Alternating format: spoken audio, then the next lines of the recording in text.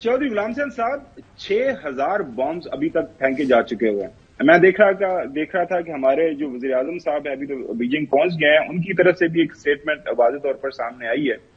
तो ये जो सारे का सारा मामला हमें डेवलप होता हुआ नजर आ रहा है। मैं ये नहीं कह रहा कि पाकिस्तान का बहुत बड़ा किरदार है, लेकिन अभी भी जो ओआईसी की सतह के ऊपर जो हमें काम करना चाहिए, माजी के अंदर हमने देखा पिछली हुकूमत के दौरान काफी फोर्सफुल अंदाज से इस तरह के इश्यूज के ऊपर आवाज उठाती जाती रही है। लेकिन आई डोंट नो व्हाई हमारे जो निगरान हुकूमत वाले हैं वो क्यों इस तरह खामोश है। जिस तरह अभी हकन भी बता रहे थे कि चंद एक स्टेटमेंट्स हैं, कहीं कोई दौरा नहीं किया गया, कहीं कोई इमरजेंसी मीटिंग नहीं कॉल की गई, तो चौधरी साहब क्यों नहीं ये जाग रहे? नहीं, ये पाकिस्तान का ये अलमिया नहीं है।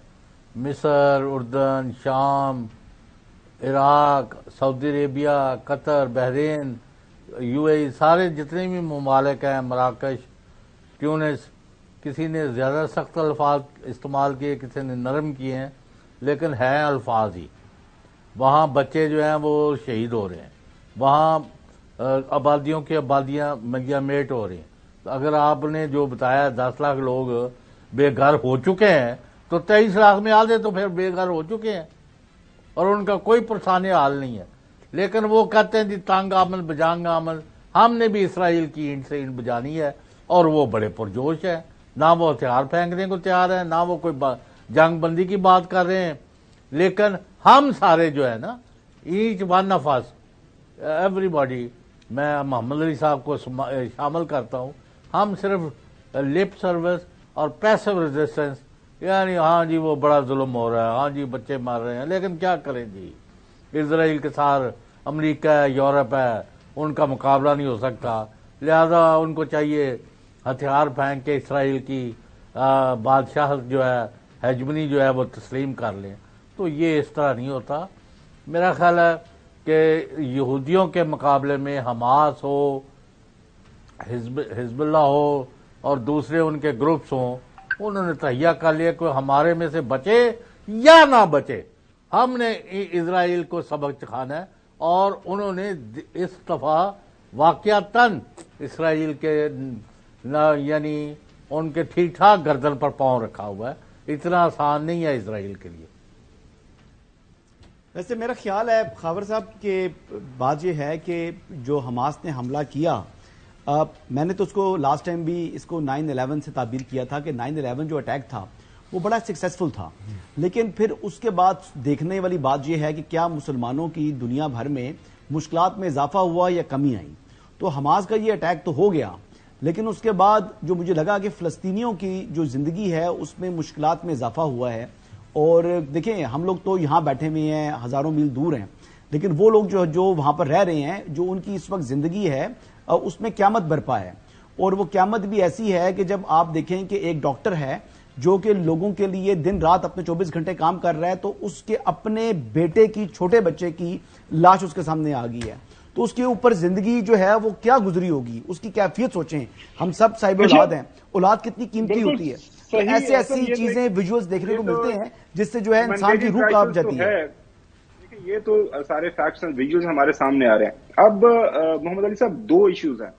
एक तो ये है कि ये जो गजा का सीज है वो हम देख रहे हैं कि वो हो रहा है, सबके सामने है। वहां पे जिस अंदाज से इजराइल आगे बढ़ना चाह रहा है वो बढ़ रहा है, और अमेरिकन जो है बज़ाहिर हमें लग रहा है वो अलाउ कर रहे हैं कि गो हेड विद दैट। वहां पे जाके ऑन ग्राउंड जो भी आपने कब्जा करना है, जो भी इंफ्रास्ट्रक्चर आपने जो हमास का आपने तबाह बर्बाद करना है, जो भी थोड़ी बहुत उनकी सपोर्ट है पॉकेट्स के अंदर, उसके ऊपर जो भी आपने काम करना है वो काम करें, उसके बाद वापस आ जाएं। लेकिन इसके साथ साथ जो दूसरा सवाल यहाँ पे ये पैदा होता है कि रिसेंटली जिस तरह इजरायली सऊदीज के साथ मामला आगे बढ़ा रहे थे, एक डील ऑफ द सेंचुरी की बात हो रही थी, टोनी ब्लिंकन ऑलरेडी वहां पे मौजूद हैं। तो ये हम दोनों चीजें अगर साथ साथ आगे बढ़ाएं, क्या ये इजरायली जो अपना काम है गजा के हवाले से जो काम वो कर रहे हैं, जंग वहां पे उन्होंने जाहिर वहां पे लागू की हुई है, उसको भी आगे बढ़ाएंगे, और साथ साथ में सऊदीज के साथ भी ये मामला जाहिर तो लग रहा है कि अभी इस वक्त तातुल का शिकार हो गया, लेकिन लग यही रहा है कि आने वाले दिनों के अंदर आपको पता ही है कि ये जो काम करना होता है अमेरिकन ने वो कर गुजरते हैं। بہت اہم سوال آپ نے کیا. دیکھیں یہ 3 چیزوں کا کمبینیشن ہے جو ڈٹرمن کرے گا کہ آگے چیزیں کیسے پلے آؤٹ ہوں گی. پہلی بات آپ نے بالکل ٹھیک کہا, اس لیے میں نے بھی شروع میں یہی کہا تھا کہ ٹیمپریریلی یہ جو نارملائزیشن کا پروسیس ہے وہ سسپینڈ اس لیے ہو گیا کیونکہ پبلک سینٹیمنٹ بہت زیادہ ہے, یہ پولیٹیکلی کاسٹلی ہے آبویسلی. لیکن دیکھیں اسرائیل کے اس جنگ کے 3 آبجیکٹیوز کیا ہیں, اور اس کو آپ ریلیٹ کر سکتے ہیں جو پریزیڈنٹ بائیڈن کا بھی آپ نے سارٹ چلایا. نمبر 1 ان کا immediate short term military objective یہ ہے کہ حماس کو ڈسٹروائے کیا جائے, اس کی ملٹری کیپیبلٹی کو ڈسٹروائے کیا جائے, نمبر 1. اس لیے وہاں سے ناردرن غزہ سے ان کو ڈسلوج کرنا اس لیے ضروری ہے اسرائیل کے پوائنٹ آف ویو سے کہ وہاں پہ جو ان کا سپورٹ سسٹم ہے, ملٹری سسٹم ہے, نیٹ ورک ہے, ٹنلز ہیں, ویپن سسٹم ڈپلائڈ ہے, ان سے ان کو دور کیا جائے. اور پھر وہاں سے راکٹ کے سٹاک پائلز ہیں, کیونکہ اربن وارفیئر ہے, وہ اسی ایکو سسٹم, اگر وہاں سے عوام نکل جائے تو وہ جنگ نہیں لڑ سکے گی حماس. اس لیے حماس نہیں چاہتی کہ فلسطینی جو سویلین بھی ہیں وہ وہاں سے جائیں, کیونکہ اربن وارفیئر میں تو وہ انہی گلی محلوں میں وہ سروائیو کرتے ہیں, وہیں ان کا سپورٹ سسٹم اور سمپتھی اور ویپن سسٹم آتا ہے. اس لیے وہ نہیں چاہتے کہ فلسطینی جائیں, اور میرے خیال میں وہ شاید سارے جائیں گے بھی نہیں, اور نہ اسرائیل جانے دے گا اور نہ شاید مصر ان کو ویلکم کرے گا. دوسری بات یہ ہے, دوسرا آبجیکٹو اسرائیل کا یہ ہے کہ ان کو بے دخل کر کے گریجولی مزید ٹیریٹری پہ قبضہ کیا جائے, اور یہ ایک بہت بڑا سگنل فلسطینیوں کو بھی ہوگا, حماس کو بھی ہوگا, ان کے انٹرنیشنل سپورٹرز کو بھی ہوگا کہ دیکھیں آپ جو مرضی کر لیں. جس طرح ابھی حسن صاحب نے بھی بات کی, ہوگا وہ جو نتنیاہو صاحب نے کہا تھا کہ جنگ تو حماس نے شروع کی ہے لیکن ختم ہم خود کریں گے, اور کب کریں گے, اپنی مرضی سے کریں گے, تاکہ ہم اپنے مقاصد اس کو اپرچونٹی میں کنورٹ کریں اپنے مقاصد حاصل کرنے کے لیے. تو اب دیکھیں ابھی لیکن 2 چیزیں اور ہیں جو میں کوئکلی آپ سے شیئر کرتا چلوں.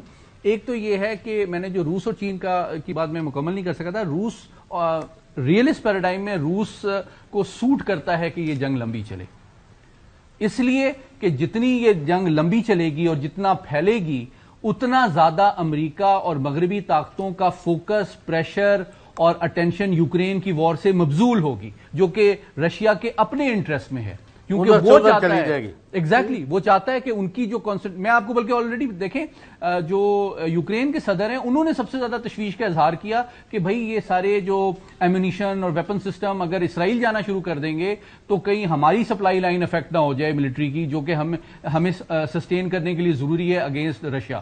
تو رشیا کو چاہیے کہ وہ ایک دوسرا محاذ کھلے تاکہ امریکہ اور مغربی طاقتوں کی جو توجہ ہے وہ یورپین محاذ سے مڈل ایسٹ کی طرف ڈائیورٹ ہو. اور ریئلسٹ پیراڈائم میں چین کو بھی سوٹ کرتا ہے کہ ایسٹ چائنا سی میں امریکہ کی کانسنٹریشن جو ہے, روس کو سوٹ کرتا ہے یورپ میں, تو مڈل ایسٹ تو دونوں کو سوٹ کرتا ہے کہ وہاں سے ان کی توجہ ڈائیورٹ ہوگی. اب اس کا مطلب یہ نہیں ہے کہ آپ امن فوراً آ جائے گا, اس کا مطلب ہے کہ متحرک قوتوں اور گروہوں کو چین اور روس کی سپورٹ آئے گی, اور اسی کے اوپر میں سمجھتا ہوں حماس بینک کر رہے ہیں, اور وہ ہوپ فل ہیں کہ ڈائریکٹلی تو نہیں آئے گی کیونکہ اسرائیل نیوکلیر پاور ہے.